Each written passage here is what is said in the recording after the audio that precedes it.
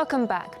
Now, more than a dozen European countries, as well as the United States and Canada, have announced a wave of expulsions of Russian diplomats over the poisoning of former double agent Sergei Skripal and his daughter in the UK. Well, let's get the details from both sides of the Atlantic now with our correspondent Samira Khan in Washington, D.C., Hanisha Sethi in Berlin and Medina Kochneva in Moscow. Well, let's first go to Samira in Washington. Samira, what's the Trump administration saying? Well, the U.S. will be expelling the most Russian diplomats out of all the countries that have decided to do so. And the White House said that they'll be expelling 60 diplomats, 12 of which are UN staff members, and they will have approximately 7 days to leave. And the White House released a statement explaining its decision, saying, quote, "The United States takes this action in conjunction with our NATO allies and partners around the world in response to Russia's use of a military-grade chemical weapon on the soil of the United Kingdom." And according to the Russian ambassador, who was summoned to the State Department where the move was announced, Moscow has vowed to respond, which will likely be a mirror response, blaming Washington for deteriorating relations between the two countries. Now, the ambassador also reiterated that there's been no proof to support the claim that Russia was responsible for the poisoning. And in addition, the consulate in Seattle will be shut down on March 30th. On the other hand, there are some voices who are opposed to this Cold War rhetoric and have spoken out against it. Let's take a quick look. We do not want a new Cold War.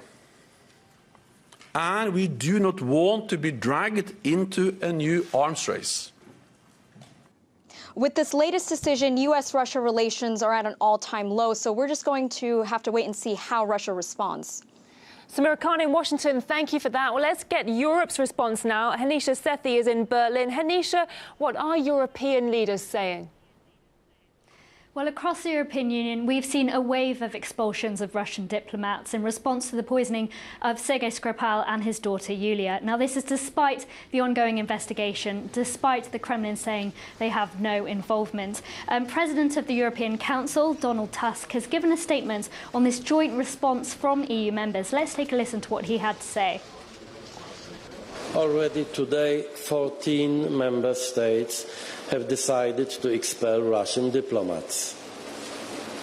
Additional measures, including further expulsions within the common EU framework, are not to be excluded in the coming days and weeks. So that's 14 EU member states out of 28. It's been confirmed that Germany will expel 4 Russian diplomats. They've been given 1 week to leave German soil. Germany say that they were expelled out of solidarity with the UK, and the foreign minister didn't take that decision lightly. Also expelling 4 Russian officials are France and Poland, expelling 3 is Lithuania and the Czech Republic, expelling 2 Russian officials, Denmark, Netherlands and Italy, and expelling 1, we have Estonia, Romania, Latvia and Finland. Ukraine is also expelling 13 Russian diplomats. Now, it must be remembered, though, that there are other voices to be heard. Austria has confirmed they will not be taking any measures against Russia. They will not be expelling any Russian diplomats. Now, this may echo what the President of the European Commission said at the EU summit last week about the importance of communication. Let's take a listen to what he had to say. Everyone was also indicating the willingness to develop, as far as Russia is concerned, better relations. We need an open channel to discuss with Russia all relevant continental questions. So words there that an open dialogue with Russia is necessary. For now, though, we've seen a wave of expulsions following the UK Prime Minister's visit to Brussels. But it's going to take at least 2 to 3 weeks for the chemical weapons body who are carrying out this independent investigation to finalise their analysis. Yet these measures of expulsion are being taken now. Hanisha Sethi there with the response in Europe. Now let's talk about the reaction. Let's bring in Medina Kochneva to hear Russia's reaction so far. Medina, what steps is Moscow planning to take in light of the expulsions? Well, the Russian Foreign Ministry has released a statement shortly after the news broke that a number of countries are expelling Russian diplomats. Now, in this statement, Moscow expressed its protest over these expulsions, calling it an unfriendly step that will not help in solving the poisoning of the ex-double agent Sergei Skripal and his daughter. Now, the statement also goes on to say that the expulsions are being seen as a provocation. Moscow has been calling for quite some time for cooperation in this crippled case, and now says that despite repeated requests to London, it still has no objective information concerning the case, adding that at the moment such a hostile move on a part of this group of countries will not go unanswered. And we have already received a number of reactions coming from different high-level officials in the Russian diplomatic society. Now, Anatoly Antonov, Russian ambassador to the U.S., has protested against what he called a wrongful move by the U.S. to expel Russian diplomats. On learning about the expulsions, I expressed our strong opposition to the move. I pointed out that to date there's not been a single shred of evidence of Russia's involvement in this tragedy. The most productive way to address this case would be a calm and professional investigation by the OPCW. Russian ambassador to France also said that he is deeply disappointed with this move and also called it a provocation. We believe the EU shouldn't fall for this dirty British provocation. All the talk about EU solidarity is laughable, as there can only be solidarity in the fight against real threats, but not in support of dirty insinuations. Kremlin spokesperson Dmitry Peskov called this an unprecedented situation and said that the Russian Foreign Ministry is at the moment studying the situation and drafting a list of possible actions, and that draft will shortly be presented to the Russian president. What we are seeing now is unprecedented effrontery. There's never been a case where a country is being accused of something which the accusers cannot even articulate themselves. And they're not even trying to articulate it. All I can say is this whole case is unprecedented. It verges on a sort of gangsterism in international affairs. Overall, a number of high-level officials are at the moment expressing their disappointment as well as disbelief to the recent move by the U.S. and a number of EU countries to expel Russian diplomats.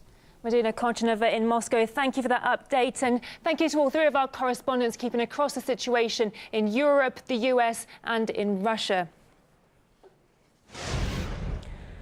Let's bring in a guest now. Let's cross live to political analyst Chris Bambury. Mr. Bambury, good to have you on the programme. What do you make of the White House saying the Russian consulate is being closed due to its proximity to a submarine base and Boeing?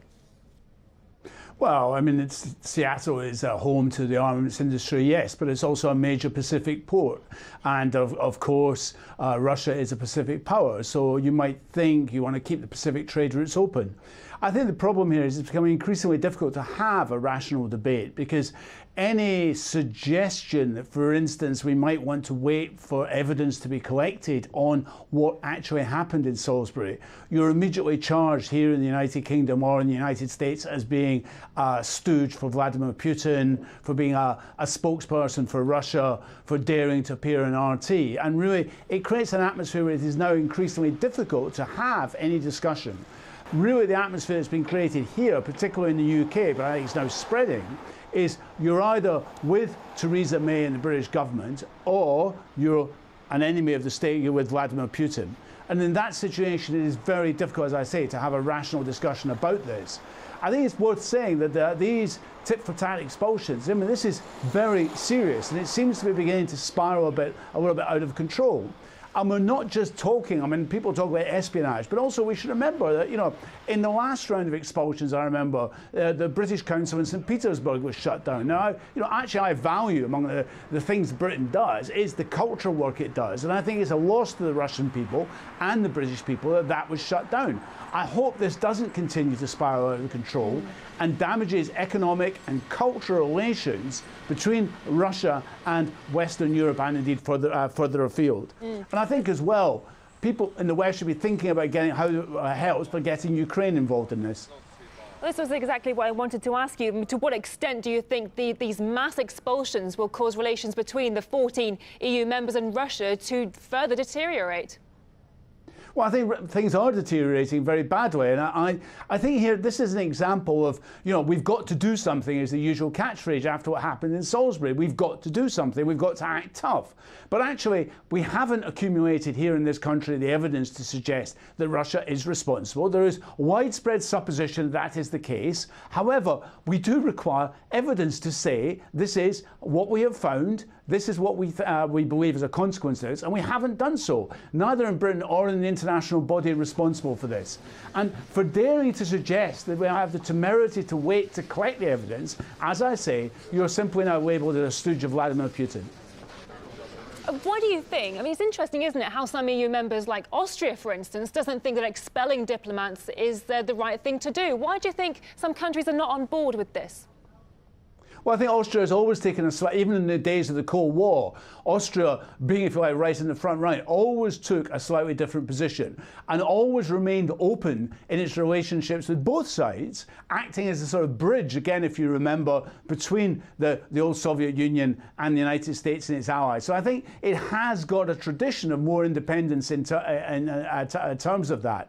I think there are voices of concern, and I think it's clear that, you know, not all the voices of concern are allies or friends of Vladimir Putin, but people who have got some inclination that, you know, justice has to be seen to be done here, and we do need to collect the evidence and not just rush in this sort of way of doing so. And, you know, I think it would have been better to have waited for the conclusions to these inquiries, both Britain and internationally, to come up and say, this is what we actually believe, here is the evidence, and what we do.